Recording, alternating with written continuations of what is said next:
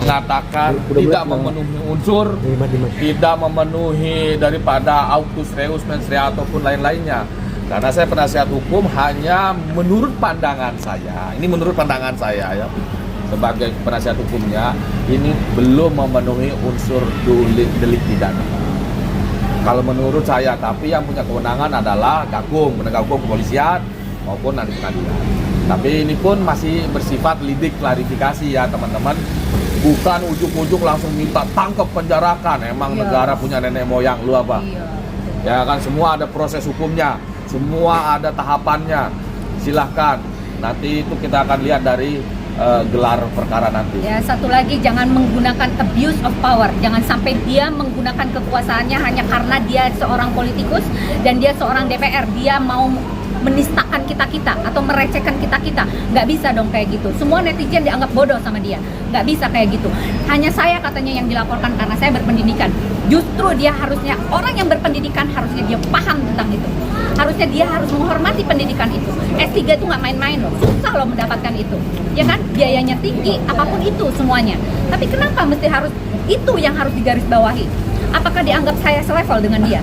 Buat saya, dia bukan selevel sama saya. Harusnya dia berkonsultasi dengan saya, bukan melaporkan saya.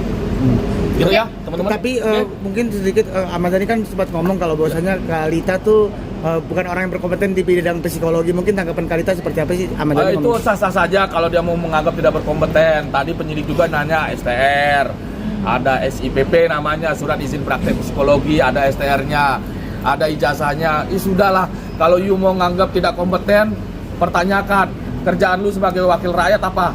Kompeten apa enggak? Kompeten apa enggak? Ego.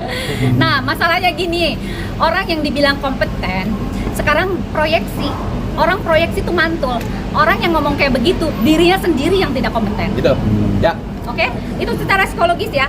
Anda berperang dengan psikolog. Anda harus berpikir tentang psikologis. Oke? Teman-teman ya, terima kasih ya. Lanjutan nanti. Ya.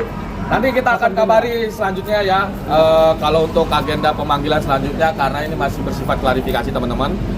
Kalau untuk lain-lainnya, nanti ikuti saja perkembangannya, nanti akan kita informasikan. Tadi Bapak kan tadi jangan terlalu jumawa deh dia. Ya, intinya gitu ya. itu aja. Ayo. Tadi aku Ya, telat, terima mungkin kasih. sedikit tadi ada beberapa pertanyaan sih di dalam. Tadi kita sudah jawab 29 pertanyaan. Tadi kita sudah jawab karena masa telat datang.